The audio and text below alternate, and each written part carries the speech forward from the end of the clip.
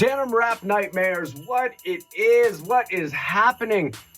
First of all, shout out and thank you for your support. And secondly, I want to tell the people about Public Domain, their next favorite adult animated sitcom that you're going to love more than any animated show you've ever seen before, because you've already seen these characters before. These characters exist in a world where they've passed up their copyright, and now they're free to use for me in the public domain, and we're going to do it, and we're going to voice them by a bunch of supernatural characters, and it's going to be your favorite show. Now, we need your help to make this show because we can't do it by ourselves, and the executives are sitting on their asses, so go to our Indiegogo campaign. You'll find it down here, over there, or up there. I'm not really sure. It will be somewhere. Check it out. Donate a little bit, donate a lot. We got some great Christmas perks, including a naughty Santa card of me that involves, well, naughty things. So check us out, support us if you can. If you can't support us, thanks. Share us, like us, subscribe us, all the things that make online campaigns successful so you can have the next greatest adult animated TV show. Welcome to Denim-wrapped Nightmares, Tipsy Exchange podcast, where we explore the Supernatural series, episode by episode. Over drinks, we'll discuss the lore, the gore, and what we adore about the Winchesters and their adventures. I'm Berly, and I'm a new fan of the series. I'm LA, and I'm here along for the ride. Now let's get tipsy. Hello, LA. Hello, Berly. On our last episode, Sam and Dean were shocked to discover that there was a comic book series titled Supernatural, and pretty much followed their whole lives. Mm-hmm. It was basically a book about them. And they tracked down the writer, Carver Edlund, and he explained that he has always had these visions of the brothers, and he turned it into a comic book. Ends up that he is actually Chuck Shirley. And Chuck reveals that Lilith is coming, and she has a plan for Sam. That D. Yeah, for real this time. Yeah. That was her plan. Today's episode is titled Jump the Shark. It's the 19th episode of season 4 and originally aired on April 23rd, 2009. For those of you who don't know, Jump the Shark is an idiom used to describe the moment in the evolution of a television show when it begins to decline in quality that is beyond recovery. It is synonymous with the phrase, the beginning of the end. Correct me if I'm wrong. I believe was from Happy Days, where the Fonz was surfing, like in a surfing competition or something, and literally like jumped over a shark. Really? I don't know anything about that. Yeah. Huh. That's like where Jump the Shark came from, was the Fonz literally jumping a shark in Happy Days. And that was like the sign of the beginning of the end. Everybody's like, Days. okay, let's be realistic here, guys. That's it. I didn't know that. Fun. You learn something new every potential day. Fact from Berly's brain, which means fact checked, guys, because I am not certain of that. I feel like fact check everything we say. No, you should fact check everything. Exactly. So the episode opens up with a woman running in her house, clearly freaked the fuck out. She's being chased by something. She is in scrubs and white sneakers. And I'm like, who is bothering this poor nurse? And then LA politely pointed out to me, or doctor, or surgeon, quit being sexist, Berly. And I was like, I am so sorry. You are correct. How dare I limit the potential career of this woman? Yes. You were correct. You were correct. Shame on me. Nah. Anywho, she runs into her bedroom and slams the door behind her. There's a giant armoire conveniently. It's a big one. Right next to the door. I knew she was going to move that bitch in front of the door. I knew it. It was way too close, way too convenient, way too focused in the shot. She moves it over, and then she feels like, okay, I'm safe. She goes and sits on the bed, and we get a shot from under the bed showing her sweet little feet and ankles hanging there. We immediately knew something bad's going to happen. Mm-hmm. I've read that Achilles heel getting slashed. Ooh. Urban legend too many times. Something bad's going to happen. And sure enough, something grabs her ankles from under the bed. She grabs the bedside table, moves a little bit, but that shit's not anchored to the floor. It's not going to help her. She gets pulled under the bed and disappears. Oh, but didn't the picture fall?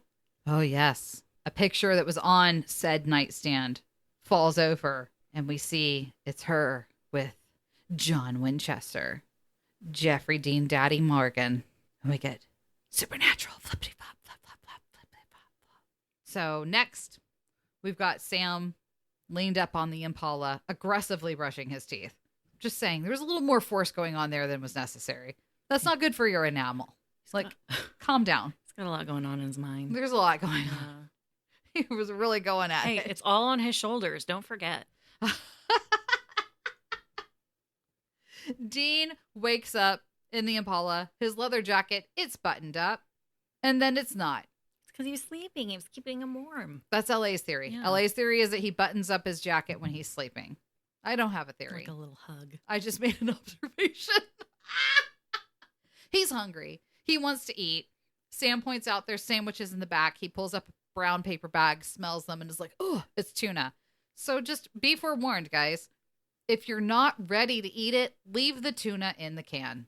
Those sandwiches wouldn't have gone to waste if they had just waited until they were ready to eat it. You know? Yep. They're chit-chatting, and they hear a phone ringing. Dean opens up the glove compartment, pulls out one of the phones. Sam's like, isn't that Dad's phone? Dean answers it. There's a gentleman on the other end of the line insisting that he needs to speak to John Winchester specifically. Dean lets him know, sorry, John Winchester has passed on. And the person on the other end of the line lets him know that his name is Adam Milligan, and he is John Winchester's son. Next up, we're at a diner. Dean and Sam are there to meet Adam Milligan. Dean is convinced this is a trap. Oh, yeah. He is 100% doing everything he can. Prep-wise. Yeah. He is prepping. Moving chairs around to ensure that Adam is going to be sitting where he wants Adam to sit. He is dumping out the tap water and pouring in holy water, switching out the silverware with pure silver. He's like, if it's not a demon, it's a shapeshifter, like something shady. Something strange is afoot at the Circle K, and I'm going to figure out what this shit is. Whereas Sam is of the mind of, hey, like, our dad wasn't a fucking saint, man. Like, he would leave it weeks at a time. To think that he didn't, like, get it in somewhere and potentially spawn a new child. He said, it's possible one slipped past the goalie. Yeah. Yeah. Come on, Dean. Calm down, Dean. Yeah. So they are not on the same page here. In theme with the rest of this season. Yeah. What did I say at one point? I was like, when was the last time these two got along? Yeah. Like they were agreeing on anything. Sam even points out there's pages in Dad's journal where he's talking about going to Minnesota. Was it Minnesota or Michigan? Minnesota. Okay. Talking about going to this state where this kid is from. And then the next few pages are torn out conveniently for us to not see what was written down, which then has me thinking like, oh my goodness, John Winchester, you like went into your journal and like wrote about having sex with this woman. You were like, so I went to this town. Well, maybe he wrote and about I was hunting her. and I was hunting this monster. Maybe he wrote about her. And while I was there, I met this chick. Yeah, she's lovely. She's wonderful. Like her. Gonna see her again. She could put her ankles behind her head. I don't think so. I'm just like trying to picture what were on those pages. I bet he was writing about her. Not necessarily the dirty deed. There was this nurse, right? And we played doctor. Oh. Get it? Wow. Or maybe he's the nurse and she's the doctor. I gave her my magic vaccine. Oh. Of semen. Oh. Okay, moving on. Adam enters the cafe, played by the fabulous Mr. Jake Abel. And I have to tell you guys, I was really looking forward to completely objectifying Mr. Jake Abel because he's made multiple posts on facial on social media where he has straight up said, objectify me. Do it. Go for it. Oh, I was like, yes, King. I cannot objectify what I saw in this episode, though. He's so young. And that hair. It was a bad haircut. It was a bad haircut. Oh, my goodness. And I've had bad haircuts, so that's not coming from a judgmental place. Mm-hmm. Give me Jake Abel's Instagram. I will go to town. It's quite a difference. Right? Yes. But this episode, Wasn't doing it for you. no. He was great in the role, Yeah. but I don't have anything to give you right now, Mr. Abel, as far as objectifying you. We will revisit that in a later episode. Okay. So he goes in, he sits down, he introduces himself, and he is not a demon, so he passes the holy water test. He is not a shapeshifter, so he passes the silverware test. But Dean is still angry. Yeah. He still yells at him and lets him know that they, Sam and Dean, they are John's sons. So who the fuck are you? And he's like, I'm out of here. We gotta go. Let's leave. As they were trying to leave, Adam yells after them, I'm John's kid and I can prove it. So they go to Adam's house, actually his mother's house. I don't know if Adam was living with his mom still at the time. And Adam is showing a picture of himself with John Winchester at a baseball game. Dean is crushed. Yeah, I literally cried during this Yeah, you scene. did. I mean, Jensen Ackles, it wasn't any dialogue. He did so much with his face. Yeah. So much with his face to just convey the heartbreak, Mm-hmm. really. Like, John Winchester never took Dean to a baseball game. I don't know that from anything that was said, but I know that from what Jensen Ackles did with his face. Yeah. Where Adam was talking about his relationship with John and us knowing what we know about Dean and Sam's relationship. It was sad. Well, and how much he idolized his dad, and then like that was probably the relationship he actually wanted with his dad, but this kid got it and he didn't. And he asked like multiple times, like, he took you to a game? Yeah. I was surprised when I teared up. I am PMSing, but still. They're asking for more information about what's happened to his mom. You know, how long has she been gone? When did she go missing? Yada, yada, yada. And Adam lets them know that she wouldn't have left without just telling anybody. But it's like she fell off the face of the earth. It's not normal. So Sam and Dean are looking around the house, scouring for clues. And Adam lets them know the cops have already been through here. And Dean lets him know, but they don't have our eyes. They don't know everything they should be looking for. As they're scouring through everything, and Adam's just kind of like, okay, you're a mechanic. I don't know what the fuck you're talking about with your eyes, but like, okay, whatever. Dean happens to notice there's like scratch marks, claw marks in the floor leading to under the bed. Also, Sam found that there were grave robberies in the town in the 1990s. Mm-hmm. And they happened to see in one of the newspaper clippings that John Winchester was at the scene of the crime. Yes. So they have a feeling we're investigating potentially the same monster that Dad was back in the 90s. When they're looking at where the claw marks are going, kind of following that lead, they throw over the mattress. There was no box spring. I don't have a box spring. You don't? I just have I have a pretty tall bedstand. What do box springs do? What's the purpose? Well, I think it's when you have the railing and they're so low to the ground, you need the box spring for support to make it up high enough for you, too. Do I have a... Let me go look. I don't have a box spring. I don't have a box See, it's not spring. that weird. For back then, though, I feel like it seemed like back then, like those days, everybody had a box spring. 2009? Yeah. Yeah. Anyway, they find a vent under the bed. Fancy vent. It's a really cute vent. Yeah. Big. Mm-hmm. It was a big vent. Sam and Dean do rock, paper, scissors to figure out who's going to investigate this vent because clearly some shit went down. I like that they didn't even like say anything. They just opened the vent, looked at each other, and then just started playing rock, paper, scissors. Like, not a word. Dean lost. Yep. So he became the John McClane of this episode. He had to go into the vents with the little flashlight. Yep. So he's going down the vents and like you see there's a bit of blood. So it's like already like, oh, that's not good. Not good. But he keeps going. He looks to the right and it's another vent with another grate leading into another room. And then he looks to the left and there's a femur and a bunch of blood and chunks of stuff. I was like, it's not even body parts, it's body pieces. Like chunks of stuff. Yeah. There's like hair.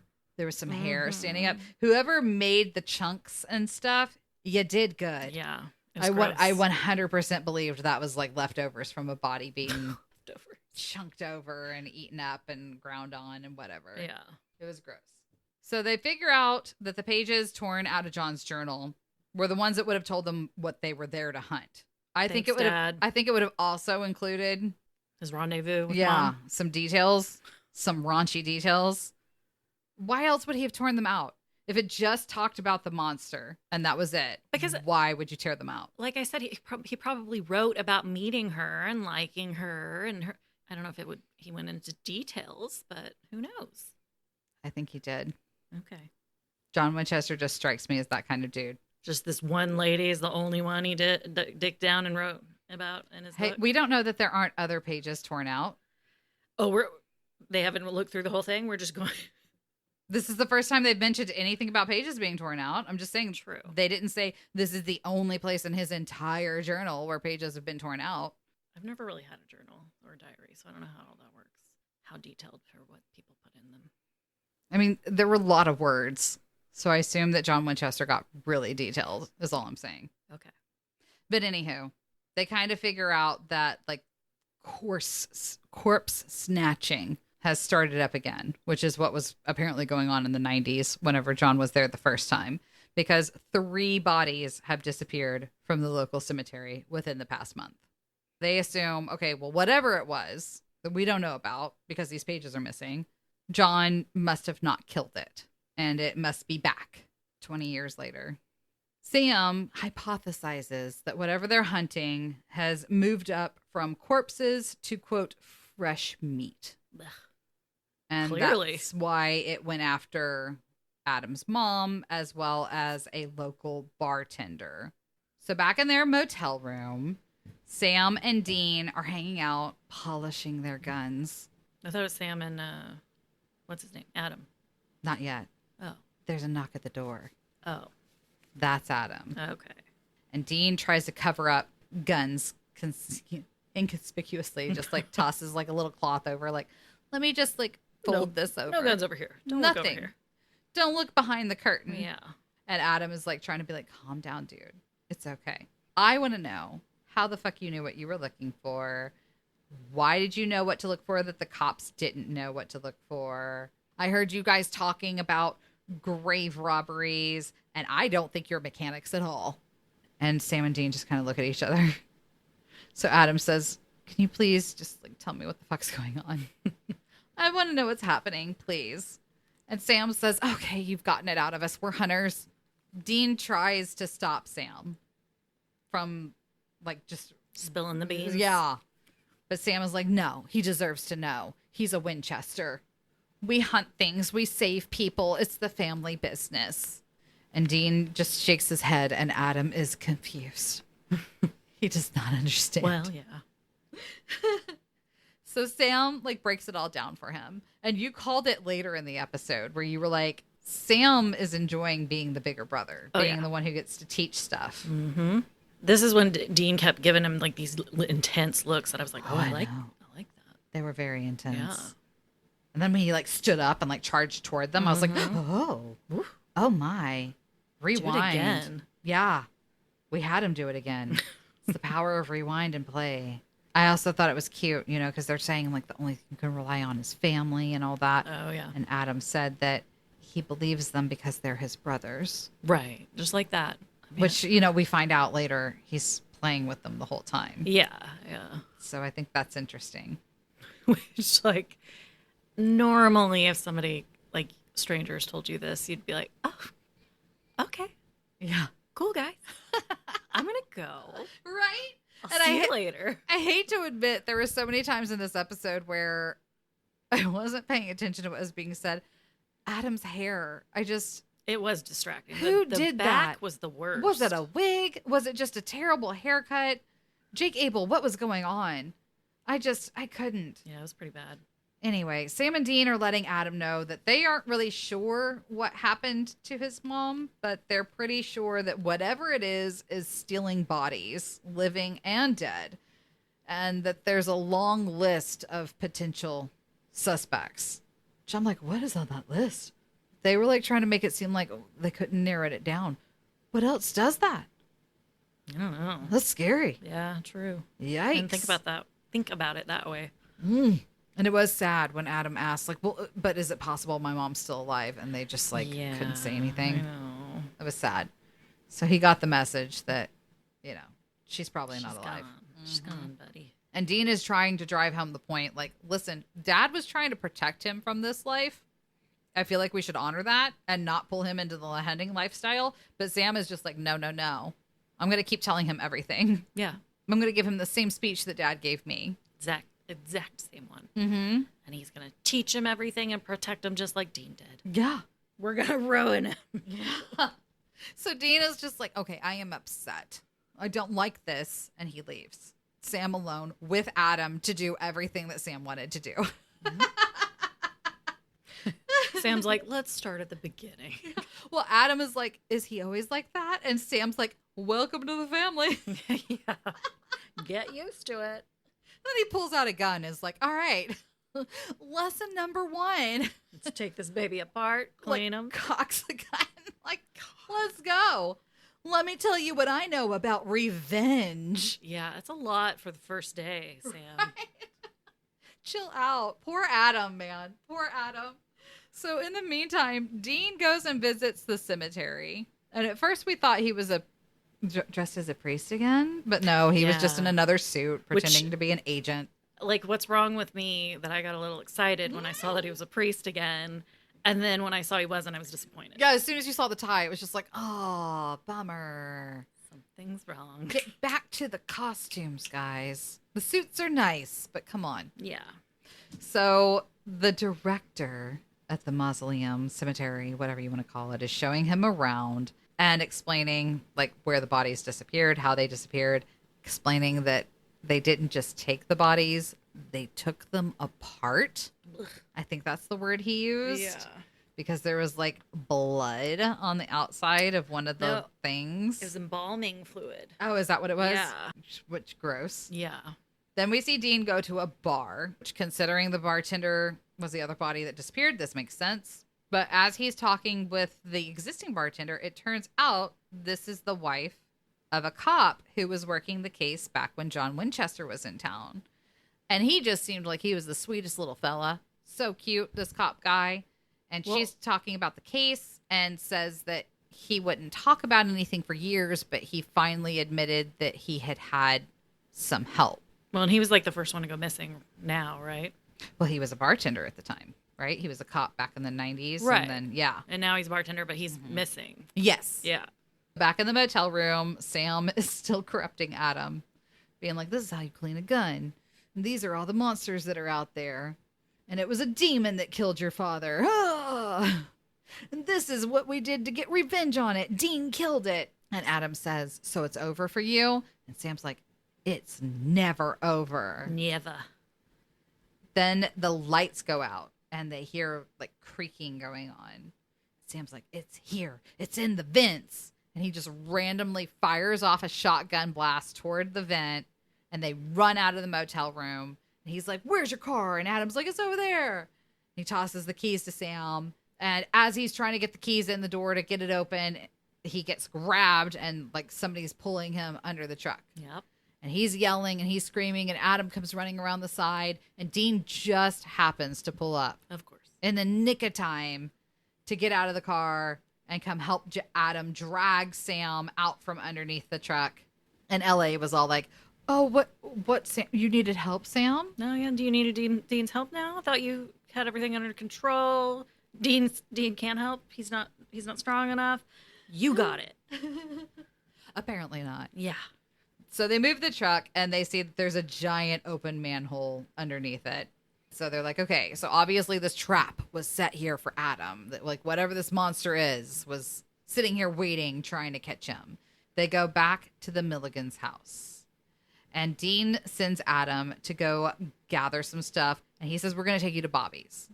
Sam is sat down at a table, taping up his ankle, which got beat up whenever somebody tried to snatch him. And tells Dean, you know what, we shouldn't leave. And Dean is like, no, fuck you. We're going to get Adam to somewhere safe. And then you and I will come back here and finish the job that Dad started. But Sam is pointing out that we should use our brother as bait. This is what it's after. Let's keep him here so that we can kill whatever it is. Mm-hmm. And Dean is just like, what the fuck? And Sam is like, yeah, no, we should use him as bait, and then we should train him to fight. Dean's like, I don't know how many ways I need to tell you that this is not what Dad wanted for this kid. And Sam's just like, no. Let's train him to be a hunter because he might want to get revenge too. That's what we do. That's what we should do. And Adam overhears everything and is like, I'll do it. Like, whatever it takes, I'm going to do it. I want to get revenge from my mom. And so Sam is just like, yeah, see? I'm right. That's good. So Dean does not participate in this quote unquote training of Adam. He's just like, no, you can shoot guns. I'm going to shoot disappointed looks. I was about to say he sulks over in them and just like stares and watches it, but he's not participating. Mm-hmm. And Adam is apparently just like a natural with the gun. Yeah, convenient. Yeah, just like hitting bullseye. Sam's just like, oh, yeah. The first try. Come on. Adam's like beginner's luck. And Sam's like, oh, no. Like, you're a Winchester. It's in your blood. None of this actually was said. Sam's real proud of his little brother, teaching him to be a hunter and all that. He is loving his new role as Big Brother. He gives him a speech where he's like, you can't have a girlfriend. You can't have any kind of connections. You got to cut all that shit off. The only thing you can count on is family. I'm just like, is this the Fast and Furious? What is happening? Yep. Dean grabs Sam and pulls him aside and is like, what the fuck, bro? That is the exact same speech that Dad gave you literally before you ran away to Stanford. Sam was just like, I don't know, man. Dad was right. I see now. And Dean's like, oh, okay. Now you see, now you think Dad's this great guy that was doing all this? Which is like, it's kind of sad, but it's also like, is that partially from trauma of what happened to Jessica? What happened to Madison? What's happened to every person that Sam has allowed himself to be open to since he apparently ran away from home? Mm-hmm. He's just like warning him against all the things that he's had to go through, basically, I guess, you know? So yet again, the Winchester brothers are at odds this season for like the umpteenth time. Yeah. Dean wants to protect Adam, keep him from this hunter lifestyle. Sam is just like, nope. He's in. He's in. He's a Winchester. That means this is his gig. Family business. That's what's going to happen. So Dean, you know, he gets pissed off and storms out again. He's like, oh, I'm so angry. I'm so mad. I guess I'm going to go back to this mausoleum. Yeah. Back in the tombs, he's checking shit out, and he happens to find a tunnel that leads to a hidden room, just giving very Indiana Jones vibes during this whole scene. Yeah. I liked it. Mm-hmm.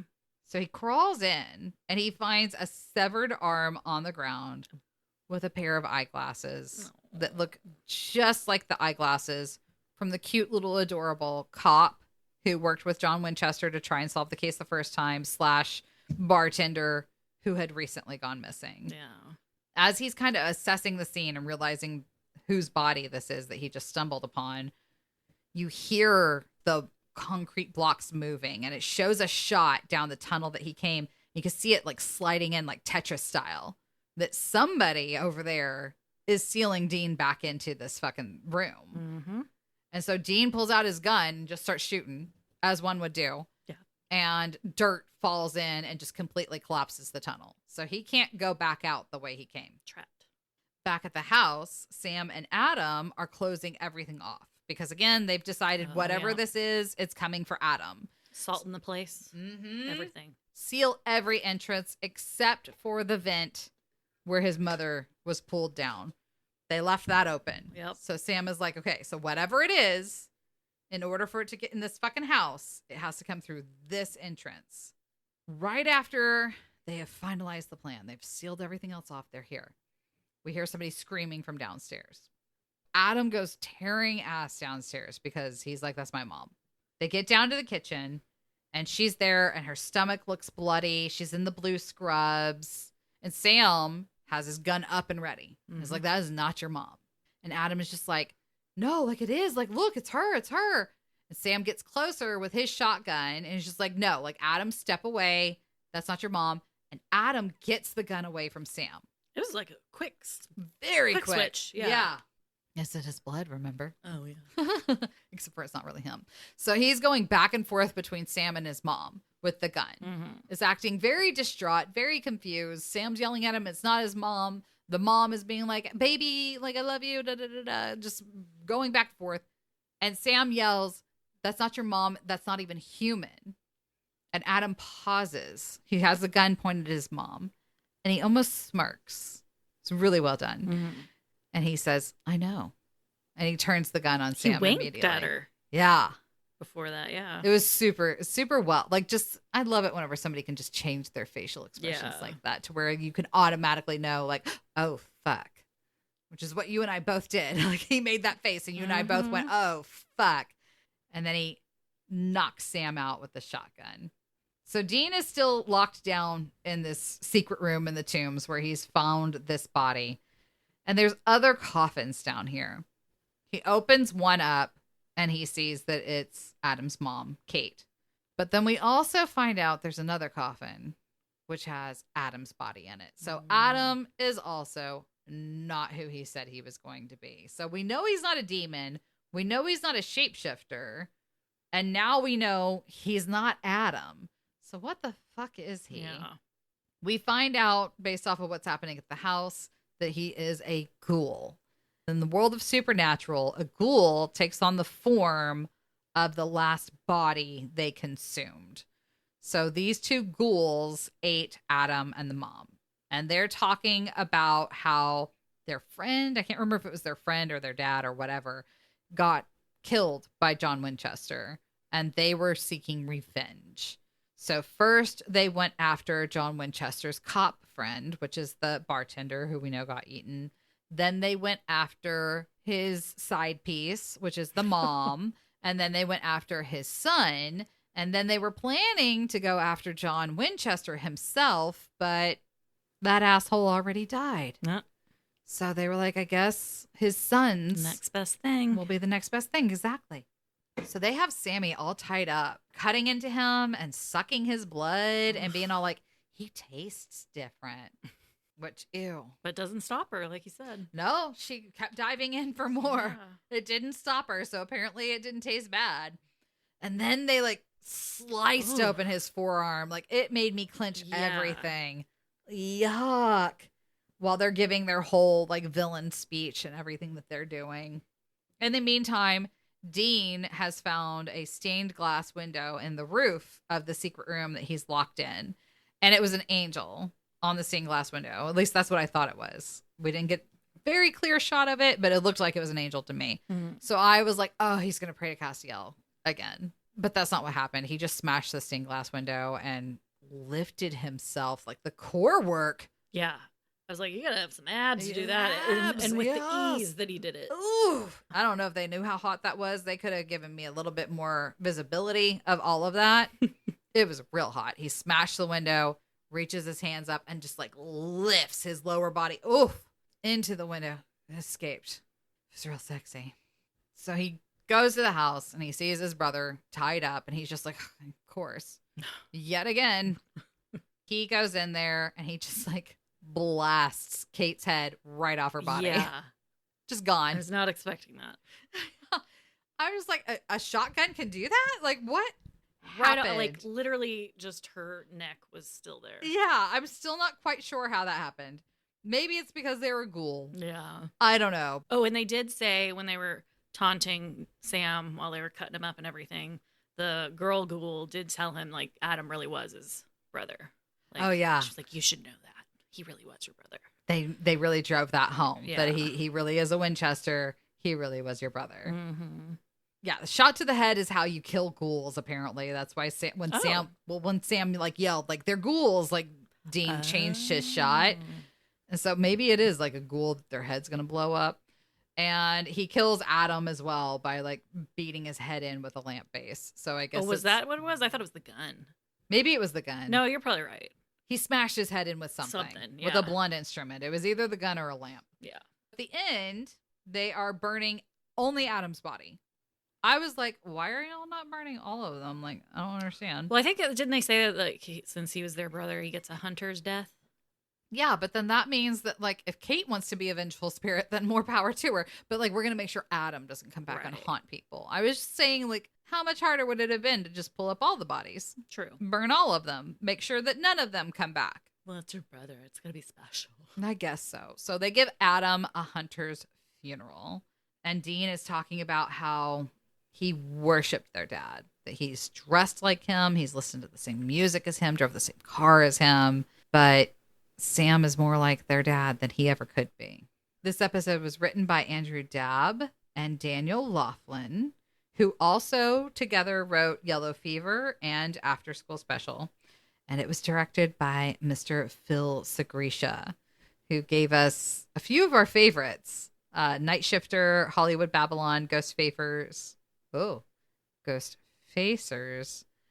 And of course, Phil Segresha gave us the kitchen scene, the kitchen meet cute. We love Phil. Love. All right, so gore, I think the slicing of Sammy's forearm was the goriest thing to happen in this episode. Oh, yeah. I clinched everything. That and then, like, seeing the pieces of his mom in the vent were pretty... Ugh. It's pretty bad. Yeah. Well, and anything with Dean in the hidden room within the mausoleum. Yeah, all of that. Oh, yeah, because, like, their guts were out of there. Yeah.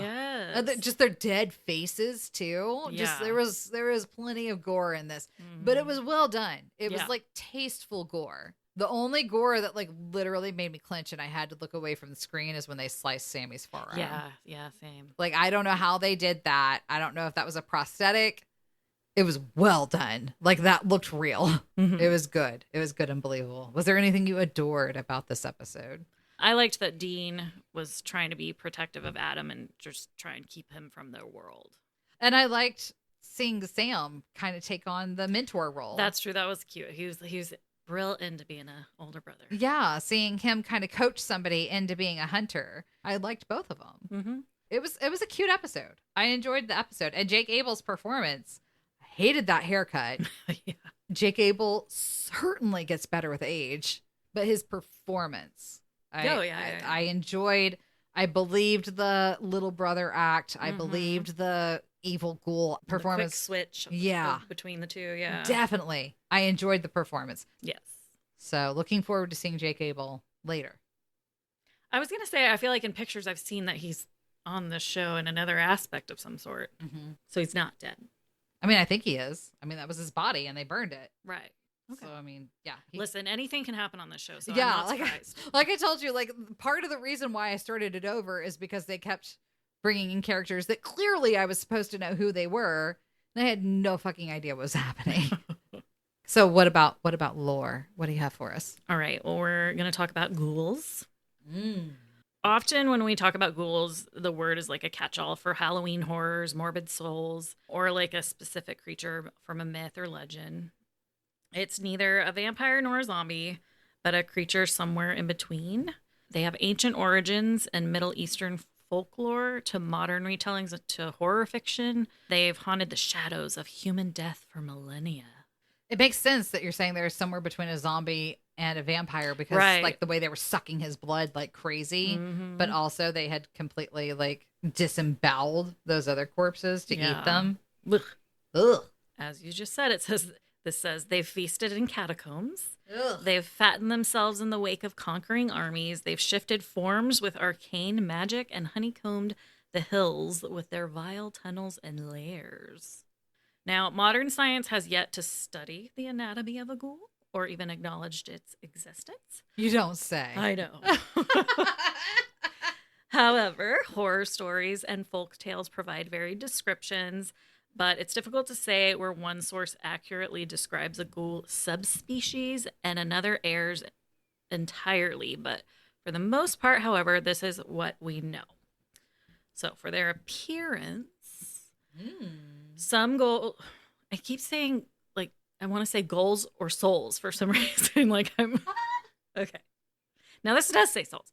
Some souls define ghouls as evil spirits rather than the undead creatures that most people account for them. They're generally slumped, bipedal humanoids, although they often scramble and crawl on all fours due to their stealthy nature and tendency to occupy cramped tunnels and tombs. Makes sense for the vents. What does it say about their hair? Let's see. Oh my God. Okay. That took me a second. Okay. I saw you literally looking I was like, wait a minute, let me look. Oh my God. Okay. Oh. We love you, Jake Abel. Yes. All right. Well, their bodies may appear emaciated and dog-like. They're particularly gluttonous or powerful, and they may grow quite fat on indecent delicacies. Their skin may be gray or pale, and the flesh itself may appear hairless, rubbery, or even scaly. Yeah, sexy.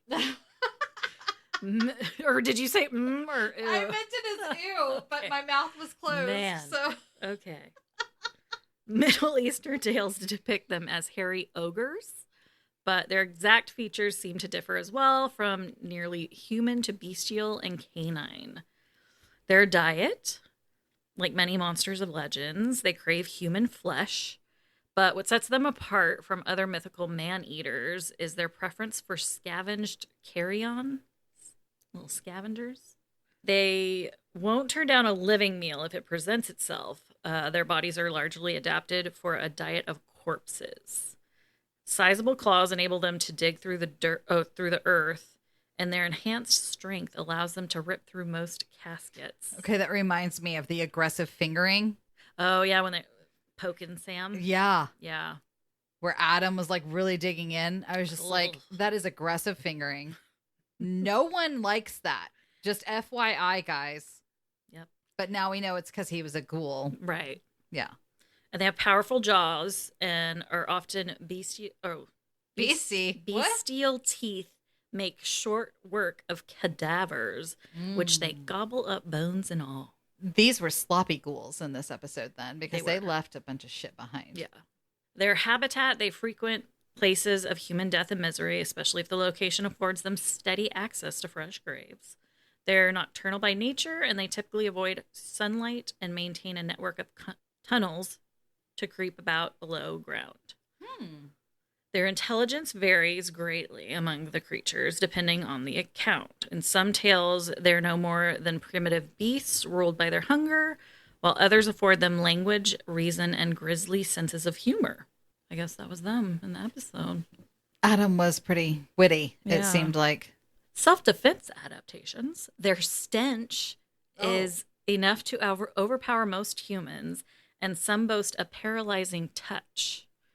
Occasionally, they use simple weapons such as spears, but mostly they depend on their powerful, filth-tipped claws to fend off adversaries. Factor in a deadly bite, and the ghoul makes for a fearsome opponent. So not only was he aggressively fingering Sam, Yeah. but his fingers were dirty. Yeah. Gross. In his blood and everything, too. Yeah. Anyway, their magical powers. Some stories describe an even more devious power of the fiends, the ability to shapeshift. Ooh. Ghouls used this nifty trick to deceive humans and lure them to their deaths. More modern reports, like fantasy fiction and horror, endow ghouls with the power to absorb the memories of the dead through their ingestion of sense organs. In describing the more spirit-like ghouls, some Arabic tales attribute them to the power to have the power to demonically possess the human as well. Oh. Both male and female ghouls exist and may even exhibit carnal desires, but their sexual encounters seem to rarely result in offspring. The author Brian McNaughton writes that such progeny are typically formless things and generally consumed immediately by their mothers.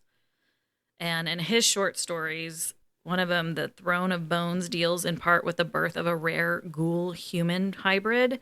The creature barely survives the envious wrath of its fellow ghouls. And then it talks about like creationist ghouls, casual ghouls, pathogenic ghouls. I mean, it just goes on and on. It's a lot. Yeah. I was just going with like the general look and whatever about them. So if you want to learn more, go check it out. Our Tumblr. We have all of our sources on our Tumblr. Yeah. For every episode. It's like 8 pages long or more. Ghouls have quite the history, it turns out. Mm-hmm. Goodness.